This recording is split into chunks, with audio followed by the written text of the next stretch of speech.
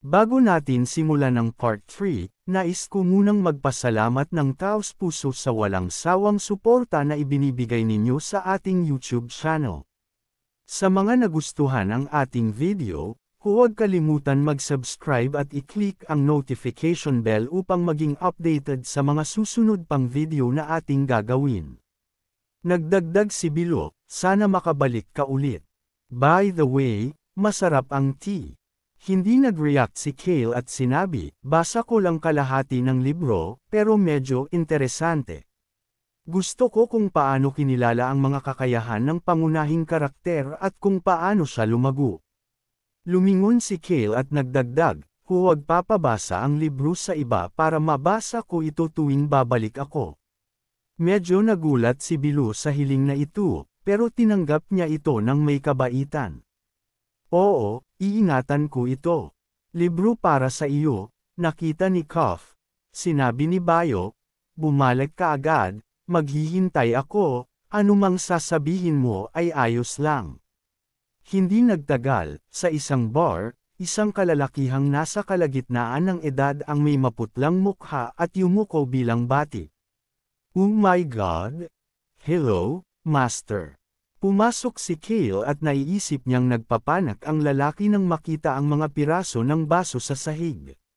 Naisip ni Kale, may katuturan, dahil lahat ng gamit sa paligid niya ay nabasag ng lasing siya at inihagis ang isang barya sa ibang lalaki. Kaagad na umorder si Kale ng isang bote ng alak, tulad ng dati, at isang nilutong dibdib ng manok, huwag lagyan ng asin. Naguguluhan ang empleyado at muling nagtanong, ayaw mo bang maghanap ng upuan? Tahimik na inakap ni Kale ang kanyang mga braso at tinignan ang lalaki na nagpanik. Mabilis na tumakbo ito at nagsabi, dadalhan ko dito. Sobrang siksik ang restaurant, maraming tao ang nakaupo at nag-iinuman. Nakatango si Kale habang naghihintay sa porch. Iniiwasan siya ng mga gangsters at scammer. Ngayon, napansin niyang iba siya, isang kakaibang tao. TSK. Karaniwan ang mga scoundrels mula sa mga mayamang pamilya ay laging sinusundan ng mga ganitong kasamahan, pero hindi gusto ni Kale ang ganitong uri ng tao. Pinagmumuni niyang tumingin sa paligid, sila ay mga basura. Dinala ng waiter ang isang bote ng alak at sinabi, narito ang iyo. Tahimik siyang umalis habang nakatingin ang lahat.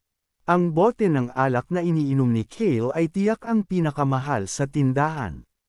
Binuksan ni Kale ang bote ng alak at isinaboy ito.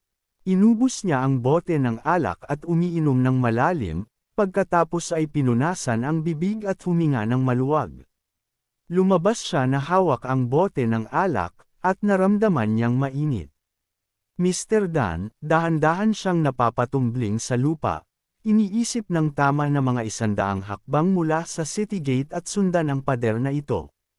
Tahimik na hinaplos ni Kale ang bawat brick sa pader, tumango siya na parang may naintindihan. Tulad ng inaasahan, nang tumalon si Troy Han sa pader, dahan-dahan niyang tiningnan ang kanyang mga paa. May 2 kutit na pusa, isa orange at isa gray-white. Ang mas maliit na kutit ay pinainit ng mas malaking pusa at inilagay sa tapat ng pader kung saan siya naruroon. Napabuntong hininga si Kale. Ito ay isang mundo kung saan mahalaga ang mga pagkakataon. Binago niya ang anggulo upang iniiwasan ang takutin ang mga pusa, bigla siyang tumingin at nakita ang isang lalaki na nakaupo sa kanto ng pader. Napansin niyang si Troy Han pala iyon, at mukhang natutulog. Nang makita ito, naiisip ni Kale, ang bait naman ng taong ito.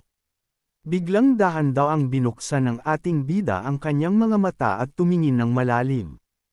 Ang mukha ni Kale ay namumula dahil sa alak.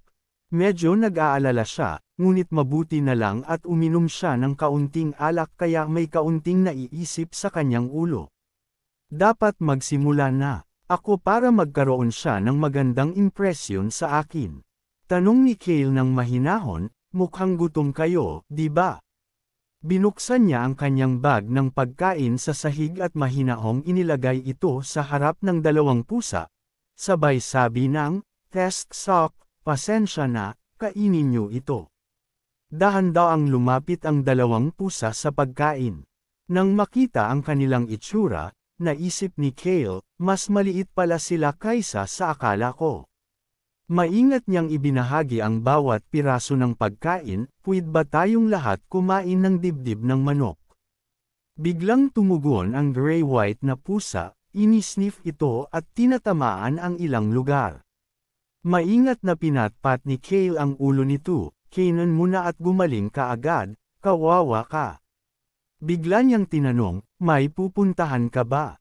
Umupo ang ating bida sa tabi niya at nanatiling tahimik. Nang makita ito, nagpatuloy si Kale, "May matutuluyan ka ba? Gutom ka ba?" Hindi pa rin sumasagot ang ating bida. Mahiyain niyang pinatpat ang ulo ng dalawang pusa, na parang iniisip niya na hindi sisigat ang ating bida, sigurado akong binabantayan niya ako. Biglang tinanong ni Kale ulit, "Hindi ka pa ba sisigat?" Nang mga sandaling iyon, sumagot ang ating bida, "Gutog ako." Tumayo si Kale at naglakad paaban, tumayo siya ng may pagmamalaki sa harap ng ating bida. Maingat na nagsabi si Kale, "Hey, sundan mo ako." Nagpatuloy siyang magdagdag, "Hayaan mo, dadalhin kita para kumain." Biglang tumangala ang ating bida. Naiisip ni Kale, "Pwede kang mag-iwan ng malakas na unang impresyon kapag pinasaya mo ang iba sa pamamagitan ng masarap na pagkain." Tumayo ang ating bida at sumunod kay Kale, hakbang-hakbang. Nakita ni Kale ang sitwasyon at medyo natuwa, "Tama, sundan mo ako." Biglang naisip ni Kale na may nakalimutan siya. Lumapit ang orange na pusa at dinilaan ang kanyang sapatos. Sa puso ni Kale, naiisip niya, "Kahit hindi ko gusto ang mga pusa, ang pusa na ito ay sobrang cute." Nang tumingin siya, nakita niyang nakatingin si Troy Han sa kanya. Siguro hindi niya kayang balewalain ito. Maingat na yumuko si Kale, pinatpat ang ulo ng pusa, at bamulong, "Mukhang gusto mo ako, pero kailangan ko nang umalis." Magalang niyang sinabi, "Magkita tayo mamaya." Umalis ang dalawang pusa at pagkatapos noon, naglakad na si Kale at ang ating bida sa parehong daan. Si Kale ay nangunguna at ang ating bida ay sumusunod. Pagkalipas ng ilang sandali, bumalik sila sa kanyang palasyo. Nang makita ni Kale na mukhang nagdadalawang isip ang ating bida, naiisip ni Kale, kahit na nagpapanggap siyang hindi ko napansin, ang ating bida. Bumaling si Kale at tinanong, "Ano ang ginagawa mo?" May alinlangan sa kanyang isipan, baka nagre-revaluate siya. Habang tinitingnan ang ating bida, naramdaman ni Kale ang malasakit sa pumatay, kaya nag-isip siya kung madali ba siyang patumbahin o hindi. Pumutok ang malamig na atmosphere nang magtanong si Kale, "Hindi ka ba aalis na?" Nagsimulang tawagin ng mga sundalo, "Ginoo Kale." Kitang-kita ang pagkairita ni Kale sa sinabi nila, "Hindi nila ako pwedeng tawaging ganon." Inilapit ni Kale ang kamay sa kanyang mukha, para bang may sakit sa ulo. Nakakapanibago ang marinig na nagtataray sila. Patuloy pa rin silang nagsasabi, "Pumasok na kayo." Nang makapasok siya, sinalubong siya ng matandang butler na si Ron ng mainit at tinanggap siya pabalik. Sa ibabaw, sumagot si Kale, "Salamat, Ron," pero sa loob-loob ni Kale, talaga bang naghihintay siya sa akin? Tinitigan ni Ron ang batang Troy Han, at nag-isip, anong takot na matandang lalaki? Tumayo si Kale sa gitna at nagtaka kung siya ba ay nag-iilusyon o may spark na naganap sa pagitan nila. Bumulalas siya, "Sumunod ka sa akin." Sumunod ang ating bida kay Kale pataas ng hagdan. Si Butler Ron ay nakatayo sa ibaba at tinawag, "Ano na, Ginoo? Kung kailangan niyo ako na ang mag-aalaga sa bisita." Malamig na sumagot si Kale, "Wala na, salamat." Maingat niyang tinahak ang bawat hakbang pataas ng hagdan. Naisip ni Kale, ngayong nagkita na sila, siguro magiging ayos na. Bigla, may isang blonde na lalaki na lumabas mula sa pintuan at sumigaw, Ginoo. Napansin ni Kale na ang lalaking ito ay si Deputy Butler H. Bumalik ka na, kahit na uminom ka, sabi ni Kale na napabuntong hininga ng walang magawa. Oo nga, siya ang nag-aalaga sa akin, sabi ni Kale, at agad kinuha ang bote ng alak mula sa likod ng kanyang likod. Nagulat si Butler H at sumigaw. Ilagay mo yan sa ibang lugar. Ang sinabi niyang ito ay nagpakalma kay Deputy Butler, at nagsagot si Kale, next time. Talaga bang itatapon ko sa'yo? Biglang sumigaw si Han, Ginoo, saan ka pupunta? Sa dulo ng kusina, may Han player pa akong dapat makilala.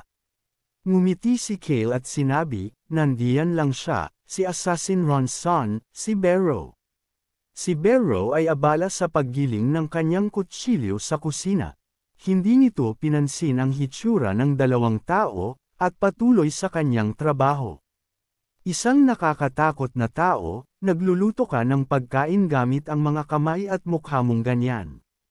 Tahimik na inisip ni Kale, kailangan makita ng ating bida ang taong ito dahil kapag nakita ni Barrow ang mga kakayahan ng ating bida habang binubugbog siya ni Kale, tiyak na mamamangha ito at magpapasya siyang sundan siya. Ngumiti si Kale, kung mapapaalis ko siya kasama ang ating bida, at ang kanyang ama ay susunod din. Hindi na mamalayan, inakbayan ni Kale ang ating bida at sinabi, dalhan mo ang batang ito kay Barrow at sabihin mong magluto ng pagkain para sa kanya. Malupit na tinanong ni Beo, bakit hindi mo ibaba ang kutsilyo? Agad na sumagot si Kale, bigyan mo siya ng makakain, gutom si Hyun. Sumang-ayon si Barrow, naiintindihan ko, boss. Magaling. Nagtuloy-tuloy si Beo, Choi Han, at si Ron. Ngumiti si Kale ng misteryoso, sa sandaling iyon ay tatlo silang magkakaugnay. Patuloy na ipinag-utos ni Kale ng may kay-abangan, maghanda ka ng pagkain para sa akin, gutom din ako.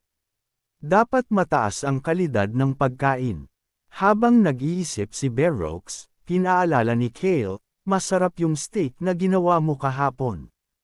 Patuloy na pinuri ni Kale na siya ay isang talentadong chef. Nagulat si Barrocks sa sinabi ni Kale. Lumabas si Kale ng pinto at malapit nang umalis, pero bumalik siya at dagdag na sinabi, ang steak group ang magpapasarap sa pagkain, maghanda ng mabilis. Bigla, lumapit si Deputy Butler Hans mula sa likod. Ginoo, tinitingnan ko ang bagong bisita. Ano ang gagawin ko sa ibang bisita? Malamig na sumagot si Kale, siya ang bisita ko, alagaan mo siya. Sa isip ni Kale, nakilala na nila ang isa't isa, tapos na ang trabaho ko ngayon. Kung hindi pa sapat, gagawin ko para sayo. Si Han ay tatamaan ang isang tao at si Barrow ang magiging saksi. Sumigaw si Kale ng malakas, Hans, kapag natapos na ang pagkain, ihatid mo ito sa kwarto ko. Nanatiling tahimik si Hans, at tila hindi namamalayan, sumang-ayon. Sa isang kwarto, biglang nagsalita ang isang tinig. So ikaw pala ang tatay ni Kale.